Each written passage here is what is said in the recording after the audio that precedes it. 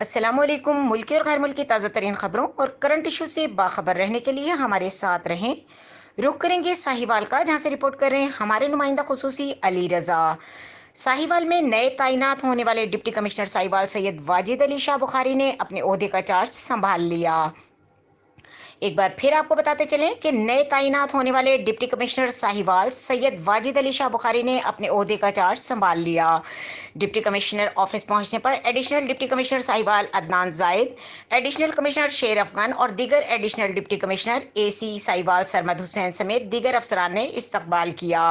इस मौके पर डीसी साहिवाल सैयद वाजिद अली शाह बुखारी ने कहा कि वजीर आला पंजाब ने साहिवाल की तरक्की, अवाम की खिदमत का टास्क सौंपा है। जिला साहिवाल के बासियों की खिदमत करने का अज़्म लेकर ओहदा संभाला है। डिप्टी कमिश्नर ऑफिस के दरवाजे जायज कामों के लिए हर खास आवाम के लिए खुले हैं। ओपन डोर पॉलिसी के तहत मेरिट पर शहरियों के मसाइल हल करना तरजीह है। करप्शन और सुरखफीता कल्चर के आदि अफसर और एहलकार एहतसाब के लिए तैयार रहें। अवाम के मसाइल हल करना और उन्हें सरकारी दफातर के बार बार चक्कर से बचाना सरकारी अफसरान की बुनियादी जिम्मेदारी है, जिससे रूगर्दानी करने वालों को बर्दाश्त नहीं किया जा सकता। मजीद खबरों और अपडेट के लिए देखते रहें के न्यूज़ चैनल इंटरनेशनल।